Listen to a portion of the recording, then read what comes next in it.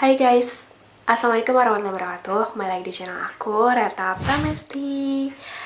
Hai, buat kamu yang udah nungguin hasil dari analisis raport dan UTBK untuk Universitas Brawijaya jalur mandirinya, watching this video sampai akhir ya. Oke, sebelumnya terima kasih buat teman-teman yang udah ikutan analisis raport Universitas Brawijaya di jalur mandirinya nih. Nah, di analisis raport dan UTBK yang Reta buka di @mentorloskampus, alhamdulillah ada sekitar 1.611 yang ikutan.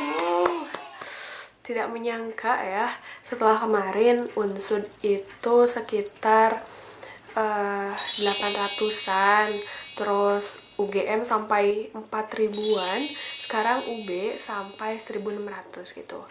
Aku harapnya banget sih buat teman-teman yang ikutan jalur mandirinya ya, bukan ikutan analisis ini aja, kalian bisa lolos dan mendapatkan jurusan yang kalian inginkan. Nah, gak usah lama-lama lagi, kita langsung aja lihat gimana sih hasil analisis. Oke teman-teman, sebelumnya Rata mau disclaimer dulu nih. Apa sih yang disebut analisis gitu ya? Maksudnya secara singkat. Analisis di sini maksudnya adalah mempertimbangkan faktor-faktor untuk masuk ke jalur tersebut gitu. Nah, di sini kan jalur mandiri UB. Makanya analisis ini tuh bersifat prediksi dan melihat gambaran semata, tidak merepresentasikan hasil yang sebenarnya, karena di sini juga adalah berdasarkan asumsi pribadi serta pengalaman dari orang lain, survei-survei kepada teman-teman yang udah lolos di UB tahun lalu lewat jalur SNM, SBM, dan UM-nya, juga yang lolos di jalur SNM, SBM tahun 2020 ini. So, kamu harus bijak juga gitu ya dalam menyikapi hasil dari analisis ini. Nah, jadi ada sekitar 9 faktor yang Rata dan tim analisis Universitas Brawijaya ini, yaitu untuk yang jalur raportnya itu ada akreditasi sekolah, lalu KKM, lalu nilai rata-rata, lolos alumni, ranking paralel, uang pangkal, dan sertifikat. Yang terakhir adalah keketatan. Kenapa ada faktor-faktor tersebut? Karena kan tahun ini UB itu membuka jalur mandiri yang raport sama UTBK. Yang raportnya pasti mirip-mirip sama SNMPTN. Cuma yang membedakannya adalah ada uang pangkalnya. Nah, gitu ya. Kalau buat yang jalur UTBK, itu faktor-faktornya antara lain akreditasi sekolah, lalu alumni, ranking paralel, uang pangkal, nilai UTBK yang udah keluar dari rata-ratanya ya, dan keketatan. Nah, gitu. Jadi kalau buat raport itu ada 8 faktor yang dianalisis. Kalau untuk UTBK itu ada 6 faktor yang dianalisis. Nah, untuk persentasenya, Rata formulasikan bersama tim seperti ini. Ini adalah untuk nilai maksimum yang teman-teman terima. Misalnya, akreditasi sekolah itu kan ada akreditasi A, B, atau C. Kalau yang A berarti dia dapatnya 10%. Kalau yang B dan C itu ada di bawahnya, yaitu sekitar 7% dan 4%. Lalu untuk KKM sekolah, KKM itu diperuntukkan untuk yang jalur raport. Nah, untuk yang KKM-nya di atas 77, jadi 78 ke atas, itu dapat skor maksimal, yaitu adalah 5%. Kalau nilainya 70 sampai 77, itu 3%, dan untuk yang di bawah 70 itu 1%. Untuk nilai rata-rata, karena waktu itu Rata pernah menganalisis SNMPTN UB, dan rata-rata nih 85 yang lolos di jalur raportnya UB, makanya di sini jadi patokan atau gambarannya gitu ya. Nah, untuk yang nilainya 85 ke atas, rata-rata dari 3 sampai 5 ya, semester 3 sampai 5 ya, bukan 1 sampai 5, itu adalah 25%. Untuk yang 80 sampai 84, itu 20%, dan yang untuk nilai kurang dari 80 itu 15%. Untuk yang lolos alumni, ini sebenarnya alumni yang ada di jurusan 1 atau 2 ataupun PTN yang ada gitu. Nah, jadi sebenarnya ini belum tahu juga secara fix apakah dinilai, tapi di sini dimasukkan saja sebagai salah satu faktor pertimbangannya. Untuk alumni yang lolos, jika ada itu mendapatkan skor maksimal yaitu adalah 5%. Jika tidak ada, 0%. Nah, selanjutnya adalah ranking paralel. Ranking paralel ini adalah ranking saat pemeringkatan SNMPTN. Kenapa menggunakan ranking paralel? Setidaknya itu menggambarkan juga kemampuan kamu ketika di sekolah gitu.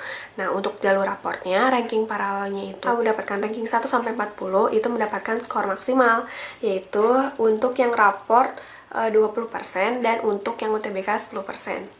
Nah, di atasnya itu jika ranking kamu di atas 40 itu akan mendapatkan persentase di bawah. Lalu selanjutnya adalah uang pangkal. Uang pangkal ini benar-benar penting banget karena memang salah satu yang paling mungkin diperhatikan gitu di ujian mandiri. Beda halnya selama SNMPTN dan SBMPTN. Makanya di sini pertimbangannya untuk jalur raport adalah sekitar 10% jika mengambil golongan di atas golongan 1 atau golongan 2 dan seterusnya. Kalau misalnya yang jalur UTBK itu mendapatkan 15%. Di atas 550 maka mendapatkan bobot sekitar 50%. Ketatan di sini, ingat apa rumusnya? Daya tampung dibagi sama peminat ya. Nah, jadi dikali sama 100, nanti hasilnya dalam bentuk persentase. Usahakan ketatan itu dari yang kecil ke yang besar. Kalau misalnya udah tepat nih urutannya, dari yang kecil ke yang besar, itu 10%. Kalau misalnya belum, itu 5%. Makanya buat teman-teman yang hasilnya itu 5% ke ketatannya, coba cek lagi ketatannya udah bener belum ngurutinnya. Oke. Nah, kalau misalnya udah semuanya tinggal dijumlahin aja, lalu nanti dihitung peluangnya berapa. Kalau misalnya peluangnya kamu mendapatkan di atas 77%, yang mana berarti 78 sampai 100 itu berarti peluangnya besar. Kalau misalnya 60 sampai 77 itu peluangnya sedang, dan di bawah 60% itu peluangnya kecil. Untuk yang peluangnya besar, kamu disarankan untuk meyakinkan diri aja dengan pilihan yang sudah kamu tetapkan. Kalau misalnya peluangnya sedang, kamu coba lagi cari-cari nih jurusan yang sesuai dengan kemampuan kamu dan mungkin kuotanya besar dan ketatan juga nggak terlalu ketat gitu, agar meningkatkan peluang kamu diterima. Dan untuk yang peluangnya kecil, saya sarankan untuk mengganti juga jurusan, pinter-pinter nih memilih strategi agar bisa mendapatkan peluang yang lebih, bisa menaikkan peluang atau bisa menambah sertifikat atau cari alumni. Tapi kalau misalnya bener-bener kamu gak yakin banget, mendingan gak usah. Karena kan lumayan tuh uang pendaftarannya. Tapi kalau misalnya kamu mau coba-coba, silakan aja, nggak ada yang larang ya. Oke guys, sekarang kita ambil contoh. Misalnya ini ada yang berpeluang besar yang menggunakan nilai UTBK. Nama depannya N ya. Pokoknya huruf depannya N gitu. Nah, dia tuh dari SMA di Bandung. Nah, dan terus dia tuh dari Saintek. Dia tetap nih pada pendiriannya gara-gara dari IPA, dia milih juga ke Saintek, yaitu di pendidikan UB. Emang ada ya pendidikan UB? Sama farmasi.